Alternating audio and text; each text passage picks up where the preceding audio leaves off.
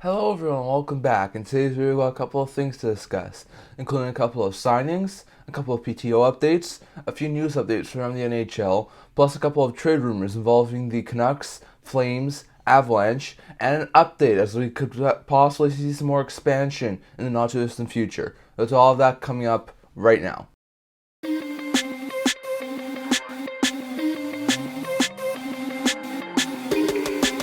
Hello everyone, and welcome back to another video here at the Internet Talking Channel. We've got a lot of things to discuss today. I'm going to kick things off once again, as usual, by discussing a couple of signings that have happened recently. So we're going to kick things off today by discussing 4 signings today. There was a couple of pretty big signings over the past couple of days, including probably the biggest free agent still remaining, besides Patrick Kane, has indeed been signed. That is that the Colorado Avalanche have signed for Tomas Tatar to his new contract, a 1-year deal with an AAV of $1.5 million, and the deal will start at the beginning of this year. Now, Tatar's been a really good middle six forward over the past couple of years. He's spent time with the Montreal Canadiens over the past, the Detroit Red Wings. He spent the past couple of years with the Devils. This past year, had a pretty good season, putting up 20 goals, 28 assists, 48 points in 82 games for the Devils as a solid middle six forward. In the past, he's been able to put up over 20 goals, usually put up somewhere between 40, 50, maybe even 60 points at some occasions. So he's a really good middle six forward who can definitely put up points. So I would expect in Colorado, he can probably play third line minutes, maybe second line minutes if there's some injuries. He could probably put up 15, 20 goals, maybe between 40 and 50 points in Colorado, and he'll be a fantastic depth addition for the Avalanche, in my opinion. So he can play on the third line. I wouldn't be surprised if there were injuries. He would be the first one to move up into the top 6. He's a very versatile player. He's a winger. He can play as a wing.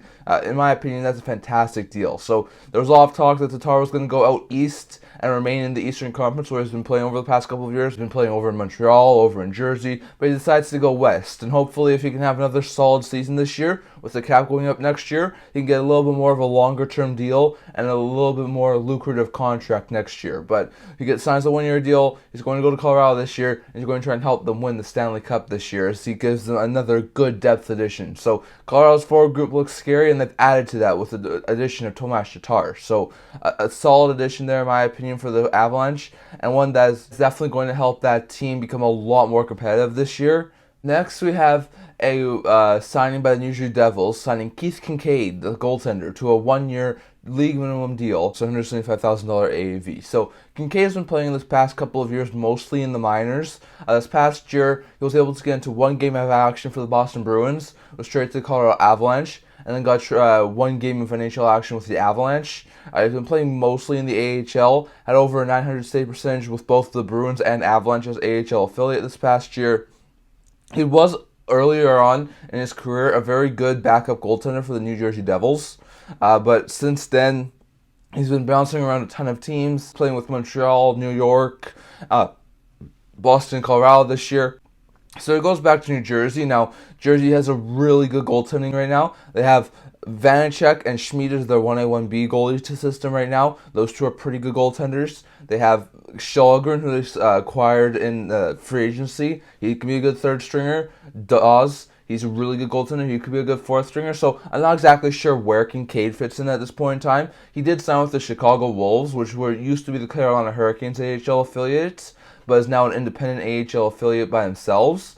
So, given that fact, he's most likely going to be signed there if he does clear waivers and is not picked up by anyone. So, in that scenario, they're not going to have any sort of logjam in their net. But still, I'm not exactly sure if Kincaid would be like the 4th stringer or the 5th stringer on that team.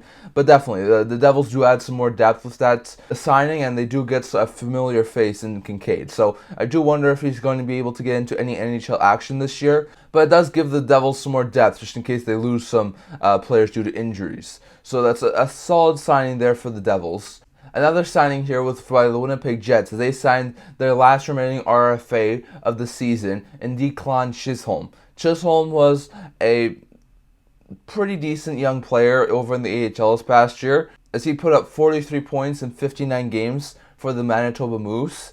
He's only gone 2 NHL games of NHL experience, having no points in 2 NHL games. It was a 1-year league minimum deal he signed, so not really a bad deal. I don't know why it took so long to sign, but definitely a really good deal in my opinion. Chisholm, I think, could definitely do really well. He's waivers eligible this year, so it's going to be interesting to see if he does make the Jets roster or not. Jets have a really deep defensive group, so I'm not exactly sure if he does make the roster. But given how well he's playing the AHL, I think he's going to get a pretty long look for the Jets this year. So keep your eye on Chisholm because he is waivers eligible. So if he doesn't make the cut in training camp, he's going to be placed on waivers, and there's going to be a couple of other teams going to be able to sign him. But at least Jets have their RFA business done, and they've added another young defenseman to their group to cheer out for training camp. And then lastly here, one last signing. It was an ELC signed by the New York Islanders, as they have signed 2022 fourth-round defensive prospect Isaiah George to a 3-year ELC with an AAV of $870,000, and the deal will begin at the start of this year. Now, George was a really good 2022 pick. The year after his draft, which was this past year, he was able to get 7 goals, 22 points in 54 games, was a solid defenseman in the OHL for the London Knights. So definitely, I expect him to probably go back there this year. Not going to probably get overly good look at the NHL level this year, but I expect him to go back to the OHL, continue to develop, probably for this year, maybe next year too. Probably going to need 1 or 2 years in the OHL, 1 or 2 years in the minors. But in time, I think George could definitely challenge for like a third pair role in the Islanders. So it's probably going to be 2 or 3 years away before he challenges for any sort of NHL roster spots. But I think in time, George could definitely be a solid third pair defenseman for the Islanders. So definitely good signing there, and I hope George can continue to develop really well so he can eventually be a solid third pair defenseman for the Isles. So some pretty good signings there. George in New York High, Chisholm in Winnipeg, Kincaid in Jersey, and finally, the big one with Tatar in Colorado. And it's a good thing as all these guys are getting signed as we continue to get closer and closer to training camp. Going over to some PTO updates. There's a couple of PTO updates we have not got around to over the past couple of days. There's been a flurry of PTO signings, so we'll go to all of these here that we haven't got to yet. So for the Arizona Coyotes, they have signed 2 more players to NHL PTOs. They've also signed, I think there was 11. We've already talked about 2 of them, and most of those guys were AHL players, but there were a couple of guys who were significant guys who were signed to PTOs. That includes Olli Juolevi, former first-round pick of the Vancouver Canucks, and Austin Pogonski, former player of the Winnipeg Jets. So both the Jets and the Canucks former prospects signed PTOs in the Arizona Coyotes organization. Pogonski, decent AHL forward, could probably play bottom 6 minutes. Juolevi's been a good 7th defenseman spare. Ever since being drafted 5th overall, he hasn't really been a solid NHL forward, so I would not be overly shocked if neither of these guys got NHL contracts. But given the fact that the Arizona Coyotes don't have too much depth on that team, I could see them both be signed to 2-way deals, maybe sent to the minors, or if they could really show well in training camp, maybe they even get an NHL contract and remain in the NHL. So, going to be interesting to see, but Pogonski, Juolevi signed PTOs with the Arizona Coyotes. Next, the Carolina Hurricanes. We talked about them a couple days ago when they signed Bellows and Habljewicz. They've added another guy on a PTO, and that is former Toronto Maple Leaf Zach Aston Reese. The bottom 6 forward who signed with the Toronto Maple Leafs last year goes to training camp on a PTO with the Carolina Hurricanes. That's a solid PTO in my opinion. He's a very, very effective 4th-line forward. So if there was one player to get a PTO out of all of these groups that we've talked about over the past couple of weeks, Aston Reese would probably be one of the most likely to get an NHL contract. So definitely, I do like that contract. I'm not sure if he'd be able to get a PTO with the Canes, given the fact that they pretty much have a really good roster as it is right now, but I could see the Canes maybe sign him as like a bottom 6 forward and have him play 4th-line minutes, be a spare. If he doesn't get it with the Carolina Hurricanes, I think there's definitely another team out there who would. So definitely interesting to see about Aston Reese. I think he's a really good candidate to get a 2-way NHL contract. The Edmonton Oilers signed former Detroit Red Wing and Tampa Bay Lightning Adam Erne to a PTO. That's a solid deal in my opinion. They've already brought Sam Gagner and Brendan Sutter to training camp on a PTO. Now they're bringing Adam Erne too. So Erne, good bottom 6 forward, can definitely help kill penalties. A really good player as we saw over the past couple of years with the Detroit Red Wings. So he's another guy who's going to be really a good PTO option there for the Oilers. Just like Gagne, just like Sutter, a guy who could easily get a two-way contract, and a guy who could definitely fit in the Oilers' bottom six. Now, the Oilers are still a cap-strapped team, so maybe he doesn't get a contract with the Oilers, but I definitely think Erner's going to be a guy to look for to possibly get a two-way NHL contract from a team. Next, we're going to go over to the Ritchie brothers. Both Nick and Brett Ritchie, who were traded for one another over at the trade deadline, have both signed PTOs with different teams.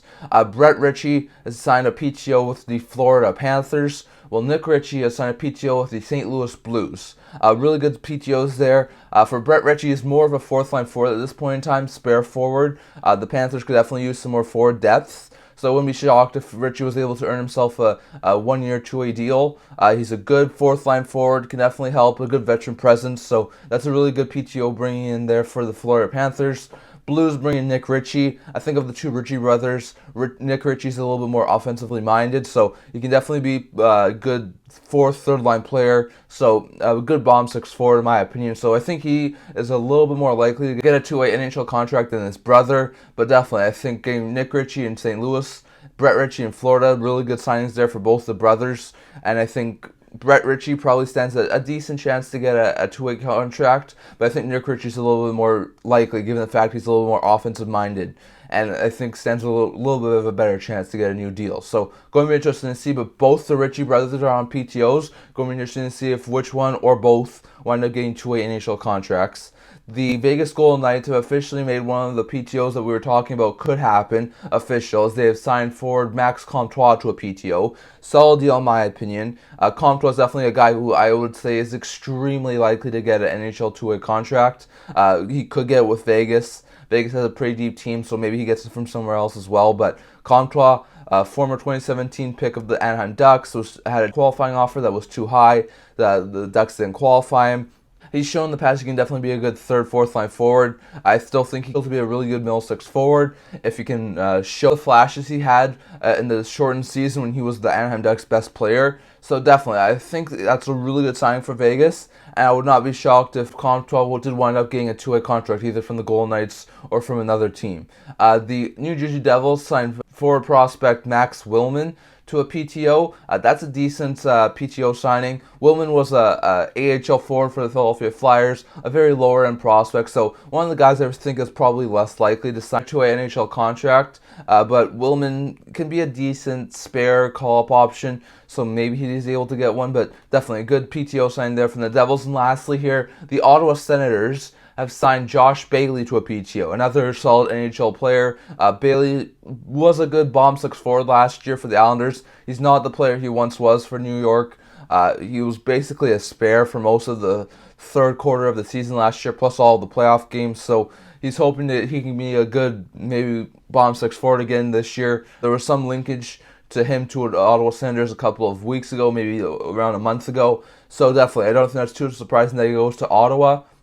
And I think there's a good chance that he's able to earn himself a contract. If Ottawa is able to make a trade to move a guy like Mathieu Joseph, like we've talked about over the past couple of weeks, to sign Shane Pinto, maybe they're also able to sign a guy like Josh Bailey to a league-known deal on a two-way contract and have him be a solid bomb six forward to maybe help replace a guy like Mathieu Joseph. So definitely interesting to see, but that's a solid signing in my opinion for the Sens to sign him to a PTO. So definitely a lot of signings here on the PTO side. If I were to say who would get the most likely of these PTOs to get an NHL contract, I'd probably have to say Comtois is probably one of the most likely ones. Both Ritchie brothers probably stand a good chance to get a new deal. So does Adam Ernie.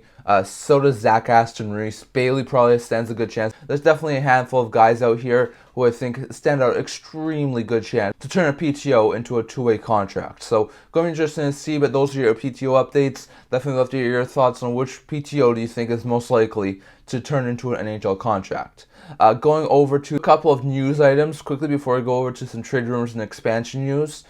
First, there's been some talk over the past couple of days that Gabriel Landeskog, who we know earlier in the offseason said that he was probably going to be out for the entirety of the 2023-2024 season. Recently, there's been some really good speculation that maybe the Avalanche are optimistic he could return for the playoffs in the 2024 season. Now, this is what the Avalanche were hoping last year when he was injured. He was going to miss most of the season. They weren't sure when he was going to return. Then they were hoping he was going to make the playoffs, and then he was ruled out for the entirety of the playoffs, and now he's been ruled out for the entire 2023-2024 season. So I definitely do wonder if he's able to come back. But Landeskog's a really good piece of that Avalanche's group. If he's healthy, I think he'd definitely play for the playoffs. But he's already missed a long period of time, so I'm not exactly sure if he will be able to.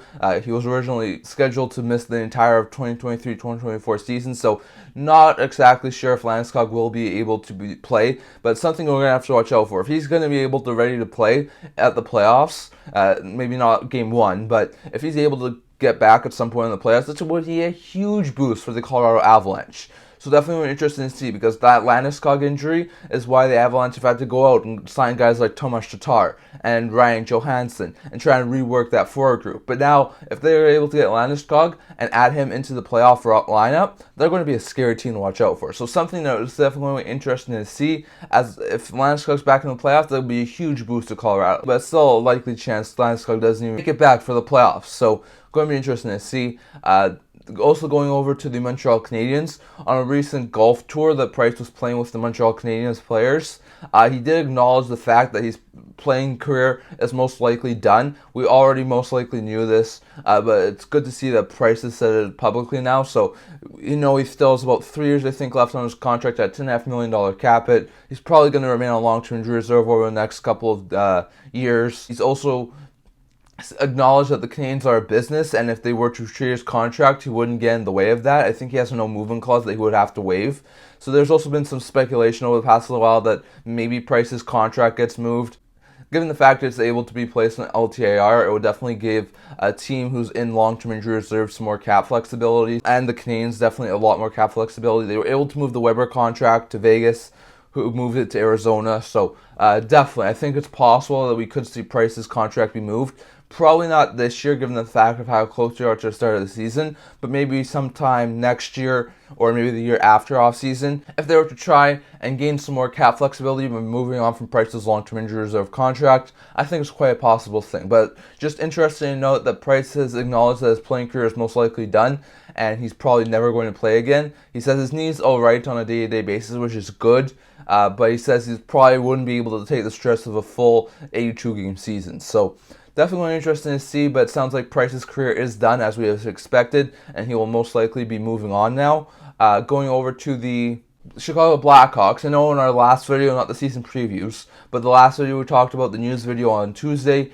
We talked about how the Winnipeg Jets and Vancouver Canucks named new captains. There's still 8 teams right now without a captain. According to some recent reports, Blackhawks defenseman Seth Jones, who is probably the team's player who's under contract for the longest, has said that he's willing to be the new captain of the Chicago Blackhawks, that he's learned a lot from playing under players like Shea Weber in Nashville, Nick Foligno in Columbus, and recent captain Jonathan Toews in Chicago, and said he'd be willing to become the new captain of the Chicago Blackhawks. There's a lot of people who think that Bedard, who the Hawks just took first overall, eventually will be the captain of the Blackhawks. And I think that's a possibility. They could wait a couple of years to name a captain, but I think Seth Jones is definitely a solid option if they were to name a captain. So going to be interesting to see, but it sounds like Seth Jones is a possibility to be named the Blackhawks captain, being their player that's under contract for the longest time right now. It would also make a ton of sense. So going to be interesting to see, but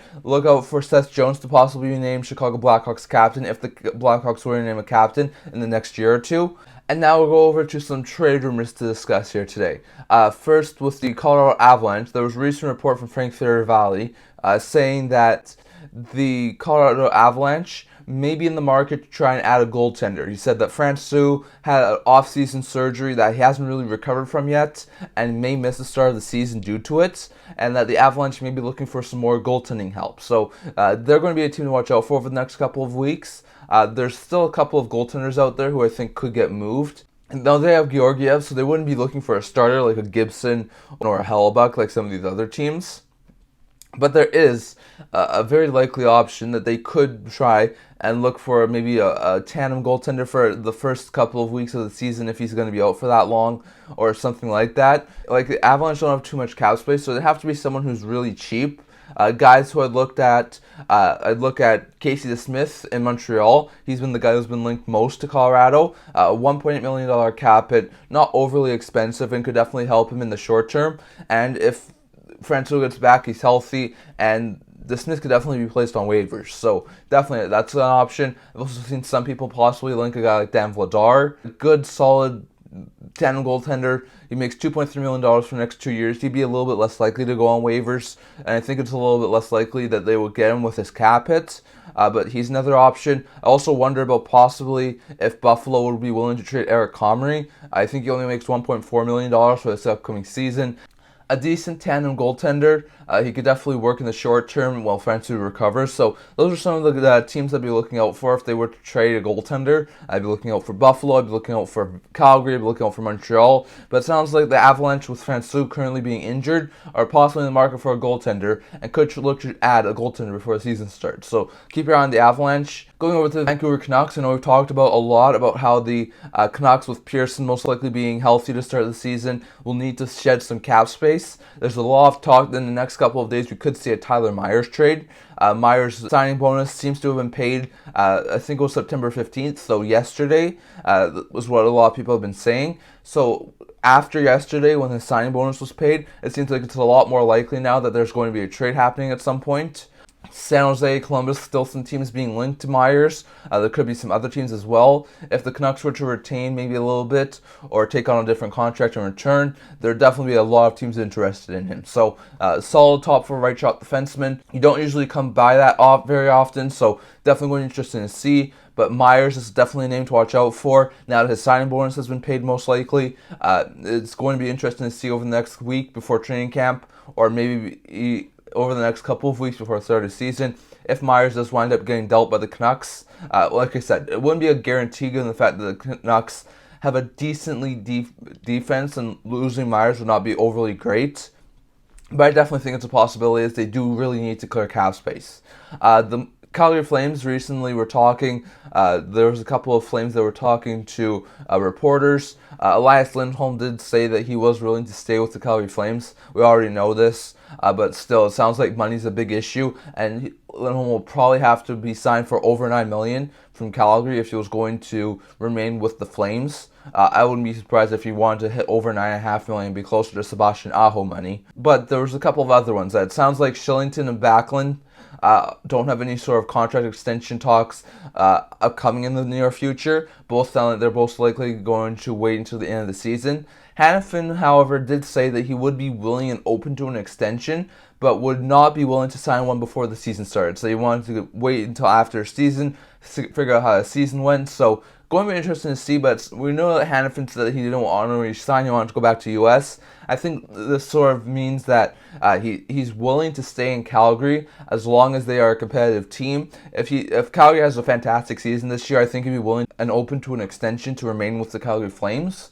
But if they have a mediocre season, if they miss the playoffs, if they just get into a wildcard spot and are ousted really quickly in the first round, I think it's really, really likely that Hanifin will most likely still go to free agency and sign with another team, most likely in the U.S. So, going to be interesting to see. I think the Flames are going to be one of the more interesting teams to watch out for. They have Hanifin, who said he would consider somewhat of an extension after the season. Backlund said he'd wait till after the season. Lindholm hasn't signed an extension yet. We said Shillington, Zadorov, Tanev, a lot of other guys who are entering the final year of their deal. They have a lot of players who are going to be interesting to watch out for over the next little while. And if they get to the trade deadline and they're hovering around the wildcard spots, or they're out of a playoff spot, like if they're not guaranteed to make a playoff spot, I would not be shocked at all if they did the sort of thing that a team like the Washington Capitals or the Detroit Red Wings last year, where they weren't really out of a playoff spot, but they had so many key UFAs that they moved those key UFAs and just hope for the best with the rest of the roster. So, going to be interesting to see, but it sounds like Hanifin is willing to sign an extension, but it would have to be after the season. And it sounds like Backlund and Shillington will most likely also wait for contract talks until after the season. So, going to be interesting to see, but it sounds like the Flames are going to be a team to watch out for to see if they can do well this year and possibly hope to sign some of these guys to extensions closer to the free agent point next year. And lastly, I want to touch on some possible expansion rumors. Now, I'll probably do a separate video about this sometime in October, November, when the trade rumors die down. I'm done my season preview series. The season started when there's not as much news. I'll do a separate dedicated video to this. But the NHL was in Vegas for their media tour that they do before the season started, and Bill Daly was talking, answering a couple of questions, and he was asked about NHL expansion. And now, I know there's a lot of people who think that we have reached our limit at 32 teams and we shouldn't expand anymore. 32 teams is a really good round number. 8 teams per division, 4 divisions. 16 teams make the playoffs, 16 teams miss the playoffs. And I get that. A really good explanation as to why we shouldn't expand anymore. But I think given the fact that you could get $1 to $2 billion from an expansion fee, given the fact that's how the NHL makes revenue, by expanding to more markets. I mean, look at how Vegas, look at how Seattle did, look at how their top 10 revenue team, look at how they expansion fee helped the NHL, especially Seattle's, when they were going through COVID stuff. Definitely, I think there was a lot of benefits from adding those 2 teams in Vegas and Seattle. And look at how well they've done. So with the prospect of having a good team that can compete within the first couple of years, with the prospect of having a $1 billion expansion fee, I think there's a lot of possible options for expansion in the not too distant future. Now, he said that while they are still not in expansion mode, Bill Daly did say that their policy is currently an open door policy.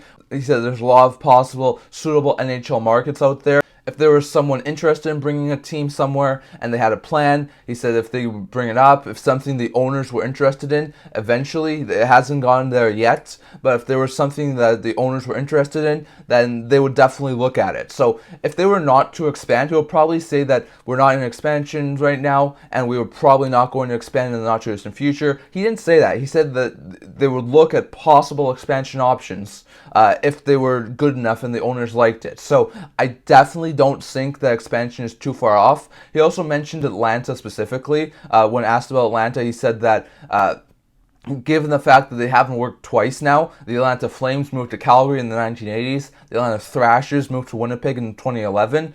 He said that Atlanta's a lot different than they were before, and he says that with the way the Atlanta is at this point in time, with the way their arena is and their fans and stuff like that, they could definitely work at this point in time. Now, I know a lot of people don't like the idea of Atlanta having a third go, but it does look like it could possibly work. I mean, Atlanta is building a new arena that should be done in 2 to 3 years.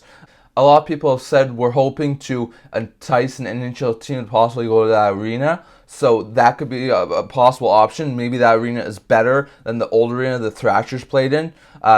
Once again, I think the thing that ran the Thrashers into the ground was their expansion team was not good. They did not draft well. Their owners did not want the team, and their arena was not the best. So if they get a new arena, they get owners who want to own the team, and their expansion draft, which we've seen with Seattle and Vegas, is a lot better than before. It's a really good expansion draft, and they're a competitive team within the first 3-4 seasons if they do wind up getting an expansion team. They could definitely work, in my opinion. I know there's a lot of people who don't think they can work, but I definitely think Atlanta could work. So, in my eyes, I think Atlanta could definitely work, even though a lot of people don't think they deserve a third attempt. But given the fact they're also one of the bigger U.S. markets that don't have an NHL team, I think they're also one of the bigger TV markets in the U.S. as well. So I think expanding to Atlanta makes a ton of sense. I think there's still a lot of fans in Atlanta who would love to see the Thrashers back. And in my opinion, in the not too distant future, we could definitely see another Atlanta expansion. But according to Bill Daly, it's not a hot button topic right now, and I would definitely agree with that. They have other things to worry about right now. There's a lot of talk that they want to get the New World Cup in place by 2025. I think that's a really important thing to do. They need to find a home for the Arizona Coyotes long term. There's a lot of talk that should be happening around the new year. That's a huge, more important deal right now, because if the Coyotes don't find a home in Arizona, they will need to relocate, and they need to relocate before there's any sort of expansion. So I would definitely think they would have to have a future plan for the Coyotes before they were to expand. But in the next 3 and 6, 7 years, I could definitely see there be another 2 teams in the NHL, whether that be, and there's been a lot of talk about Houston, Salt Lake City, Kansas City, Quebec City, if they can get some, Atlanta, like I said. I would definitely think if they were to expand, they will possibly expand to 36 teams in the next 10 to 15 years. And in the next couple of years, we could possibly see teams like Atlanta and Houston be the 33rd and 34th team, like we talked about earlier this year. So going interesting to see, but it sounds like the NHL is not opposed to expansion. It sounds like they are willing to listen to any sort of market that is willing to try and buy an NHL team. And it sounds like if there's a deal that the NHL does like, they'd be willing to listen. And it sounds like Atlanta, they would not be opposed to possibly expanding back to the Atlanta. So definitely, I'd love to hear your thoughts down in the comments. What did you think of the news rumors? Can Landeskog come back for the start of the playoffs? Will Price be traded at some point, his contract at least? Does Seth Jones become the new captain of the Chicago Blackhawks? Do the Canucks wind up trading Tyler Myers before training camp starts or during training camp? Do the Avalanche acquire a goaltender? Could it be the Smith? Could it be Vladar? Could it be Comrie? Could it be someone else? Definitely love to hear your thoughts. Do the Flames wind up moving Hanifin before the season starts or Backlund? Or do they go into the season with guys like Lindholm, Hanifin, Backlund, Shillington, Zadorov, and Tanev all entering the final year of their deal and just hope for the best and possibly move these guys closer to the trade deadline? And do you think that we could see another expansion in Atlanta? Personally, I think we're going to see expansion in the next 3 to 7 years. I could probably see us expand in a 34-team league. I think it would most likely be cities like Houston and Atlanta. I do personally think Atlanta will probably get a third chance at the NHL. But definitely, I'd love to hear your thoughts. Do you think there's a possibility Atlanta and Houston could be the 33rd, 34th team in the NHL? Do you think there's in other cities? I think there's probably a couple of other ones. I'd love to hear your thoughts. And I'd love to hear your thoughts to see if you think we should expand again. Definitely. I'd love to hear your thoughts down in the comments. But that's all I'm going to talk about for today. Remember to like this video. And if you really liked it, remember to subscribe down below. I also do a blog talking about news, rumors, analysis, stuff like that. So definitely check that out. I have a link to that in the description below. And I can't wait to see you guys all for the next video. See you guys soon.